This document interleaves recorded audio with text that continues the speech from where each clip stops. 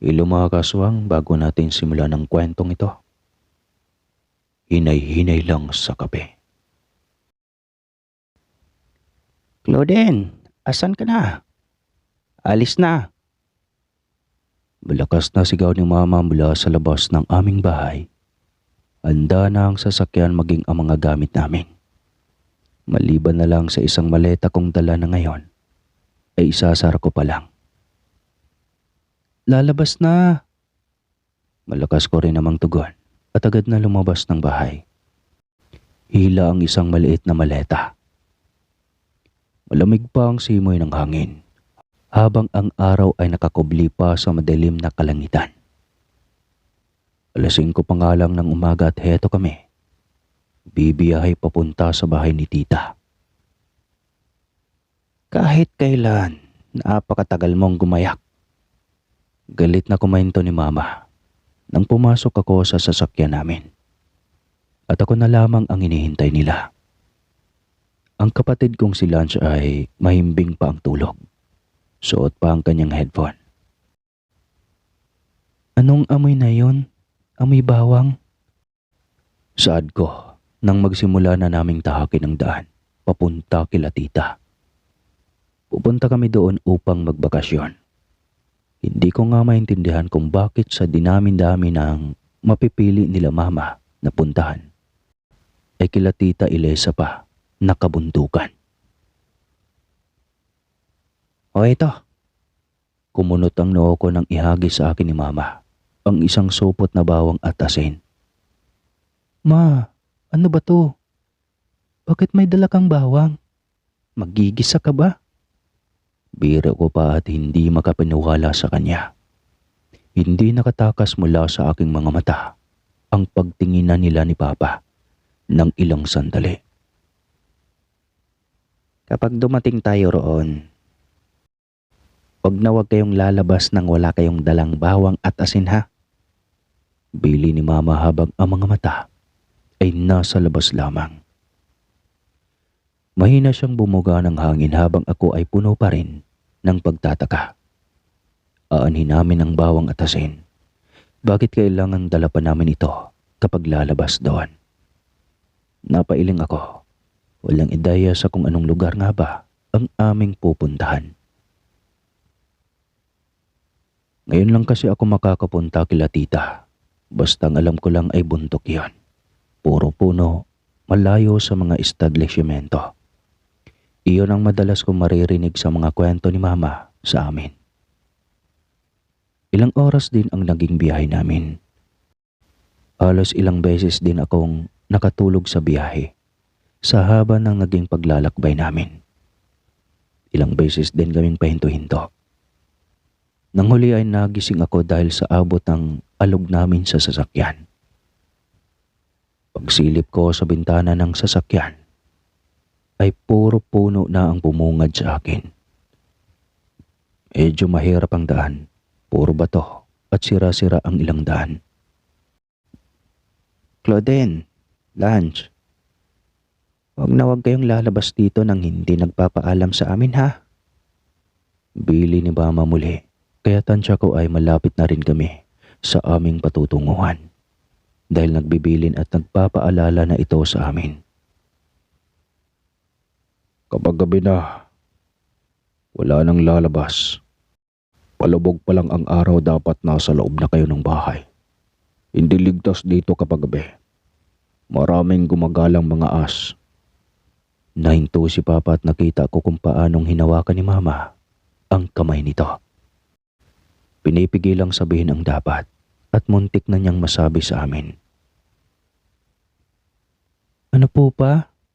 Tanong ko kay Papa. Ngunit nakita ko ang mabilis na pag-iling ni Mama kay Papa. Eto na pala tayo. Saad ni Papa bago pumarada sa isang bahay na ang tarangkahan ay gawa sa kahoy. Gisingin mo na ang kapatid mo, Claudine. Magmano kayo sa tita niyo ha? Ni Mama. Maliwanag na rin at tirik na ang araw. Naging palaisipan pa rin sa akin ang sinabi ni Papa kanina. Bumuga ako ng hangin bago ginising si Lance. na mula kanina ay tulog pa. Lance, gising na. Nandito na tayo. Ani ko at bagya itong niyugyok. Inalis ko rin ang suot nitong headphone. Oh, ani ko at inabot ang isang supot ng bawang at asin sa kanya. Kaya kita ko ang pagtataka din nito nang iabot ko iyon sa kanya. Kahit sino naman siguro ay magtataka, di ba? Ano to? Inaantok niya pang tanong. Basta ilagay mo lang sa bulsa mo at iyon ang bili ni Papa at Mama. Wika ko at bago ako bumaba at lumabas ng sasakyan. Kaagad naman naglakbay ang mga mata ko sa kapaligiran. Hindi simentado ang daan at maalikabok sa bawat pagdaan ng mga motorsiklo. Tahimik ang lugar at tanging tilaok lamang ng ilang mga manok ang bumabalot sa umaga. May ilan na rin ang nagwawali sa bakuran. Walang magara mga bahay at napakasimple lamang ng lahat. Binuksan ko ang cellphone ko at bumungad sa akin ang walang signal kong SIM card. Lumukot ang mukha ko at nagsimulang itaas ang cellphone ko. Nagbabaka sakaling makahanap ng signal. Paano ako makakasurvive nang walang signal? Walang signal dito. Nahinto ako at nagpaglingon ko ay tumambad sa akin si Tita Elisa. Tita? Malakas kong tawag at agad na nagmano sa kanya. Tsaka ito mahigpit na niyakap. Ang laki niyo na ha. Anya at niyakap din ang kapatid kong si Lance. Na agad din naman na nagmano sa kanya. Claudine, Lance. Lahat kami nagulat at napalingon sa aming likuran sa malakas na sigaw ng aming mga pangalan. Doon ay mabilis na tumakbo si Claudia. Pupunta sa amin, ang anak ni Tita Elisa at pinsan namin ni Lance. Claudia? Tawag ko at agad siyang niyakap. Simple nitong ginulo ang buhok ni Lance na wala namang naging reaksyon sa aking tabi. Kumusta? Gusto mo ilibot kita dito? Pag-aya niya agad, gayong kakarating lang namin. Pwede po ba tita? Tanong ko agad kay Tita Elisa. Oo naman, basta Claudia. Tinignan nito ng masinsinan ng anak niya si Claudia. Umaga pero huwag kayo kung saan-saan pupunta ha. Alam mo na, dayo iyang pinsan mo rito. Bili niya. Parang kong naririnig si Mama sa kanya. Akong bahala ma. Wika ni Claudia at malawak ang ngiti. Sasama ka ba Lance? Tanong ko sa kapatid ko. Hindi na ate. Tamad niyang tugon at dumiretso sa loob. Sige na, ilibot mo na si Claudine. Ako nang magsasabi sa mama at papa mo. Wika ni tita at tinapik ang aking braso. Nagsimula kaming maglakad ni Claudia at wala akong ideya kung saan kami pupunta. Hindi ko rin naman maiwasang magmasid sa kapaligiran dahil bago ito sa aking paningin. Ang kinaganda lang rito ay payapa, hindi maingay at malayo sa trapiko, pati polusyon sa Maynila. Siya nga pala, binigyan ako ni Mama ng bawang at asin. Saad ko at inilabas iyon. Sandali lang iyon tinignan ni Claudia, ngunit agad na naglaho ang malaking ngiti sa mga labi niya. Inagaw niya iyon sa aking kamay at iniligay sa bulsa ng pants ko bago siya luminga sa paligid namin. Naniniwala ka ba sa mga aswang? Tanong niya sa akin. Natigilan ako habang nakakunot ang noo. Aswang. Bakit? Iyon ang naging tugon ko. Muli siyang luminga sa paligid. Mayroon lang namang iilang tao. Ang ilan nga ay kitang-kita ko ang pagtingin sa akin na para bang sinusuri ako. Talamak ang mga aswang dito, Claudine. Sa maniwala ka o sa hindi. Kaya ka binigyan ni tita niyan. Kahit ako, lagi akong may dala niyan. Lahat nga kaming magkaklase may bulsang bawang at asin. Kwento niya at mahinang humalakhak. Sa oras na iyon, hindi ko alam kung dapat ba akong maniwala kay Claudia. Alam ko ang aswang, pero parang ang hirap nitong paniwalaan kapag hindi ka pa nakakakita. Hindi sa gusto kong makakita ng aswang, pero hindi rin ako makapaniwala agad na may aswang nga talaga. Dadalhin kita doon sa talon, maganda doon.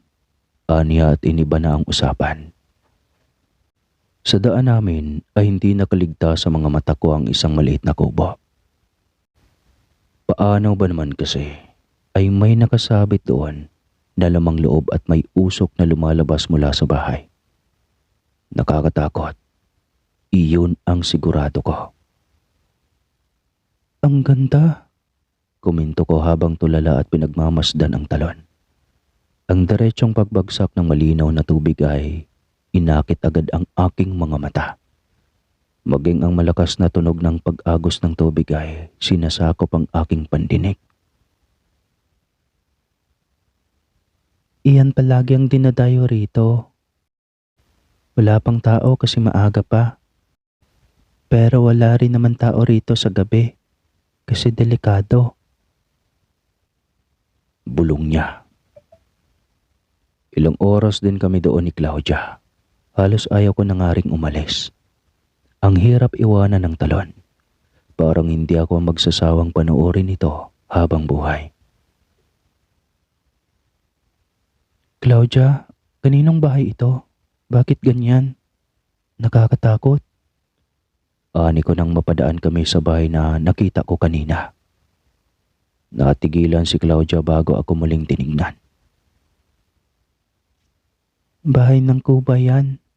Mahina niyang saad sa akin. Kuba? Tanong ko.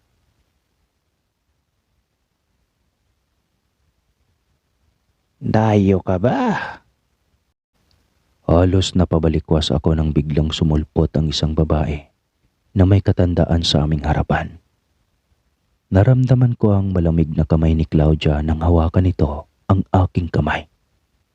Doon ay napagtanto ko na siya ang kuba na tinutukoy ni Claudia.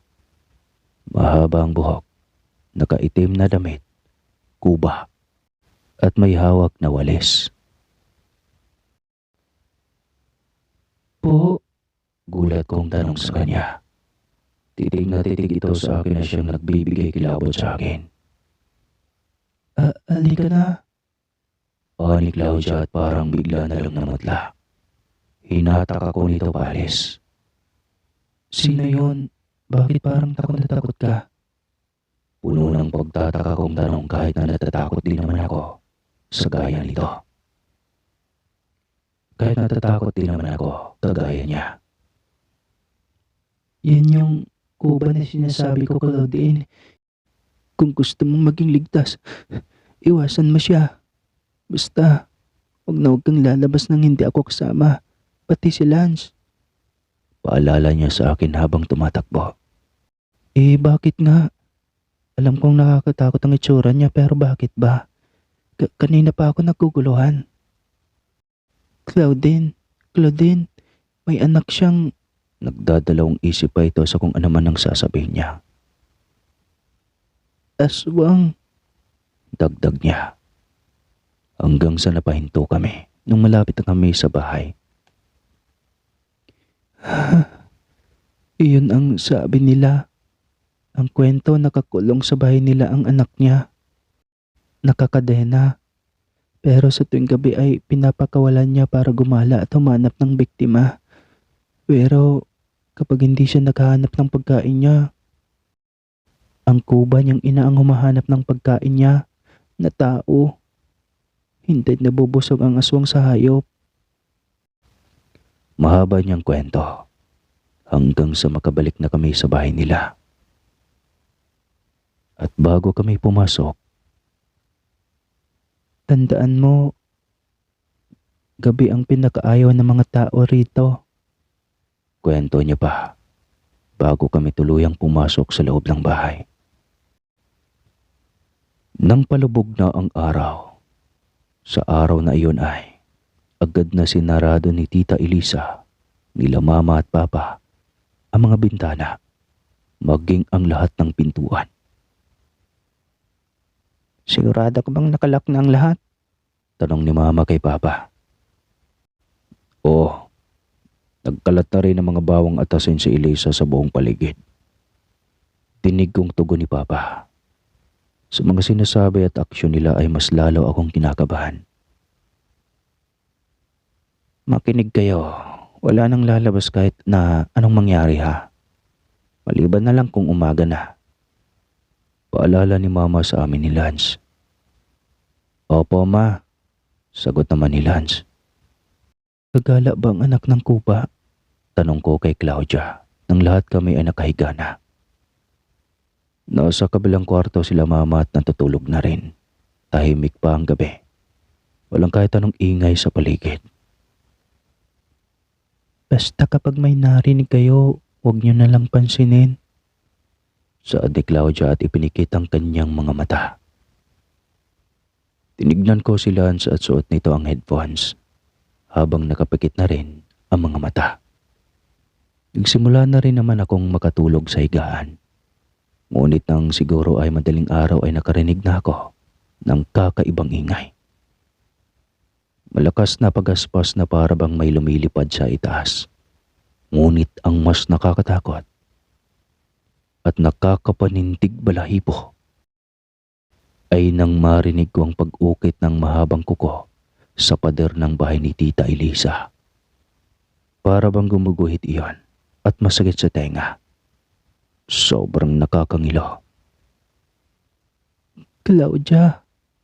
Claudia! Mahina kong tawag at pilit na ginigising si Claudia sa aking tabi. Ngunit mahimbing ang tulog nito, pati si Lance. Pinilit kong ipikit ang aking mga mata at hindi na lang iyon pansinin. Katulad ng bilin sa amin ni Claudia. Pero hindi nawala ang tunog na iyon na mas lalong nakapagpabahala sa akin. Naglakas loob akong lumabas ng kwarto. Walang tao sa sala. Lahat sila ay tulog. Sinilip ko si Papa at mahimbing ang mga tulog nila. Hindi ba nila naririnig iyon? O nagbibingi-bingihan na lang sila? Mahigpit ang hawak ko sa bawang atasin sa aking mga kamay. Mula sa bintana sa sala, habang nanginginig ako at kinakabahan, ay lakas loob akong sumilip sa maliit na butas doon. Mula sa butas ay nakita ko ang isang babaeng mahaba at tutsang ang itim na buhok. Mabuhok ang katawan nito at matutulis at mahaba ang mga kuko na may bahid pa ng dugo. Kinakayod niya iyon sa aming pader. Halos mamutla ako sa takot. Hanggang sa bigla itong umarap. Ngunit batid ko na hindi siya sa akin nakatingin, kundi sa paligid. Tinakpan ko ang aking bibig nang harap-harapan kong masilayan ang mukha nito. Maitim siya. Itim na itim. Mapupula at nanlilisik ang mga mata at matulis ang mga ngipin. Nang bigla itong bumaling sa akin ay agad akong nagtago habang nakatakip ang aking bibig gamit ang kamay ko. Ilang oras din ako doon sa sulok at hindi makagalaw. Nanginginig ako sa takot sa nasilayan ko. Kinabukasan, umugong ang isang kagimbal-gimbal na balita sa lugar nila tita. Gumising ako ng maingay sa paligid. Paglabas ko ay nakatipo ng mga tao sa harap ng bahay nila tita. Anong nangyayari? Tanong ko kay Lance dahil nanonood lang siya sa mga nagkakagulong tao sa labas. May biktima na naman, sagot ni Claudia. Pero iba ngayon, Claudine, mas malala. Dagdag pa nito. Dahil doon ay mas mabilis akong lumapit sa labas, kung saan nandoon din naman sila Mama at Papa at Tita Elisa. Bago pa ako makapagtanong sa kanila ay tumambad na sa akin ang isang babae. Ang babaeng kuba, ang ina ng aswang na tinutukoy ni Claudia kahapon. Patay na ito at duguan. Warak ang liig at labas ang mga lamang loob nito. Napapikit ako at napatakip sa aking bibig. Parang babaliktad ang sikmura ko, kaya agad akong bumalik sa bahay nila tita. Walang nabiktima ang aswang niyang anak. Siguro ay wala rin naman siyang nahuli. Kaya siya ang kinain ng anak niyang aswang. Ang balita, wala na ang aswang dito. Pero sigurado ako na mambibiktima siya sa ibang lugar. Mahabang pahayag sa akin ni Claudia. Claudia, kita ko kagabi ang aswang. Kwento ko, na agad namang nakakuha ng kanilang atensyon. Ano? Nagising ako kanina. Sumilip ako sa labas at kitang-kita ko siya sa gilid ng bahay ninyo. Pasalamat na lang ako at hindi niya ako nakita. Kwento ko at mariin na pumikit. Pero isa lang ang sigurado ko. Dagdag ko at tinitigan siya muli. Niniwala na ako sa aswang. Ani ko at napapailing. Sa dinami-dami ng pagbabakasyon na namin ay sa ganitong klaseng lugar pa. Ngayon ay naiintindihan ko na kung bakit ganoon na lang magbilin sila mama at papa sa amin. Kung bakit gusto nila na may dala kami palaging bawang at asin. Ang kuba ay pinatay ng sarili niyang anak na inalagaan niya mula pa noon. Isang linggo rin kaming nanatili sa bahay na iyon. Nakapaglibot naman kami sa kabila ng mga kwentong aswang. Sinunog din ng mga tao ang bahay ng kuba.